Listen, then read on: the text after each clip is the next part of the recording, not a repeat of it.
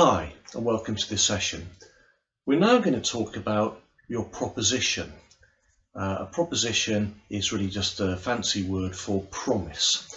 And I've been struggling with how I can best explain what I mean by this. And I'm actually going to do it with the help of a bottle of gin. My wife has just brought this bottle of gin today, and I thought, you know what, I think that's going to help me get across the point about what a proposition is.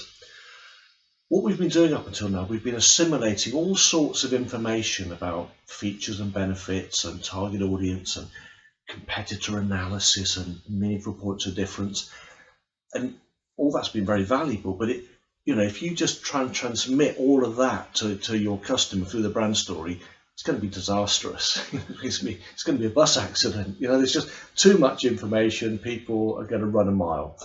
What you've got to do is to distill down all that information into something really concentrated. And that's what this bottle of gin is. I don't know, it started life as probably 10 pints of liquid, and then they put it through a boiling process and they condensed it so that it ends up as I think it's 43% proof.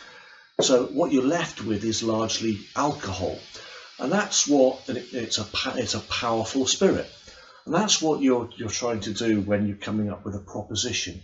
You're distilling all of that information that you've gathered up until this point into something really, really powerful. And that's what your proposition is the spirit, if you like, of all of that stuff you've gathered. If you want a powerful brand promise, you need a simple brand promise. Now, Maurice Sarcey, who I worked with years ago, had a really good saying, which was, simple messages enter the brain more quickly and stay there for longer. And at Sarcey, we had a process for creating these simple brand messages, and actually a lot of what I've been talking about in these previous sessions is based on what I learned at that time. I wouldn't say it's the Sarcey proprietary process, because most advertising agencies use something similar, but it's where I first encountered it. And they had a process for creating powerful propositions, or what they termed a single-minded proposition. And they had a definition of what a good single-minded proposition was, and it was this: the single most motivating and differentiating thing we can say about this brand. And there's three elements to that. Single, what's the single most? What they're talking about was it had to be expressed in one sentence. It wasn't a complex thought, it was just one sentence, one thought, single-minded. Secondly, motivating, based on what we know about the target audience. Is it the sort of thing they want to hear, the sort of thing that's going to appeal to them, the sort of thing that's going to get them to take the required action? And the third thing, differentiating. Ideally, as we've been doing, you're looking for some kind of meaningful point of difference. So that's what we were doing. We were trying to find a promise that says one thing, and that thing is motivating, and that thing is differentiating. And that is the essence of a good proposition or promise, and that's what we've been working towards up until this point. Right, we're talking about a single-minded proposition. Hopefully you've got your head around what I mean by that, but it might make more sense if I give you some specific examples of single-minded propositions that I've worked on in the past. First one, Hampstead Hounds. We came up with the form of words: guilt-free dog ownership for people with busy lives. Then Petruth Paddocks. We give campers more freedom to enjoy themselves. And then a third example, a retailer of outdoor clothing and equipment. They had a string of shops across the UK, and they specialised in upmarket brands, high performance brands like, say, North Face and Patagonia. So they weren't the cheapest, but it was high performance. Of course, they had a competitor who sold rather less well-known brands that perhaps didn't offer quite the same high performance, but were definitely cheaper.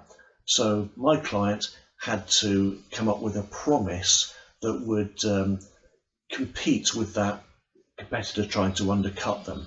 And the promise we came up with was this: better quality brands for a better outdoor experience. Okay, you've now got your proposition sorted. You've got a simple statement that sums up your promise.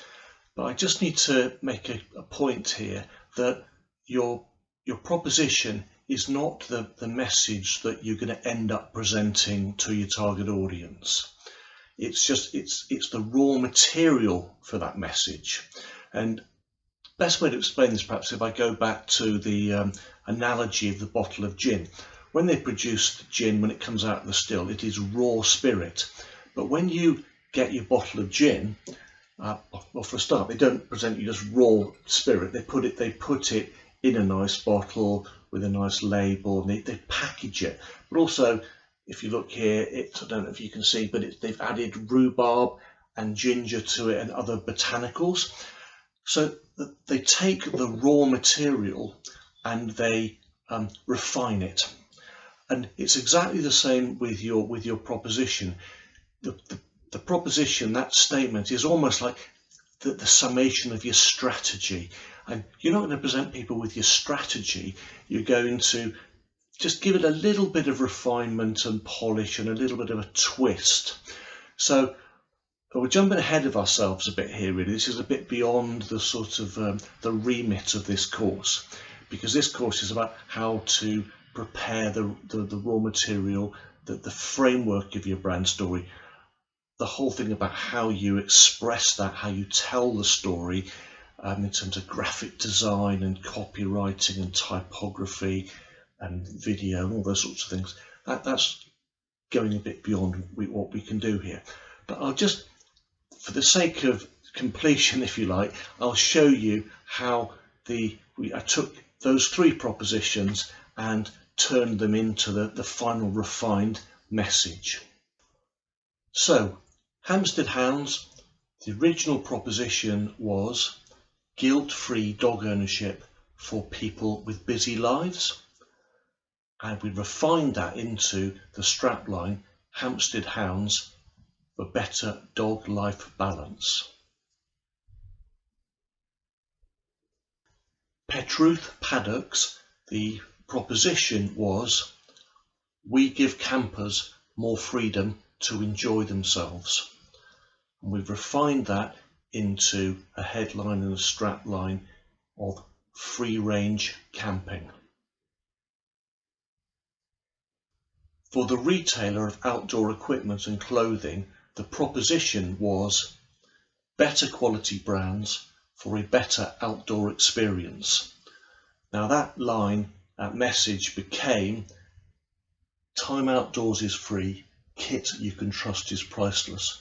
So we refined it into that, and that headline appeared on all their press advertising, their brochures, in store, on the side of their lorries. The line went everywhere, basically.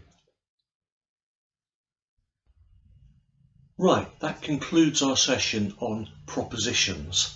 Hopefully that's all clear. All you've got to do now is to write your own proposition as part of your project.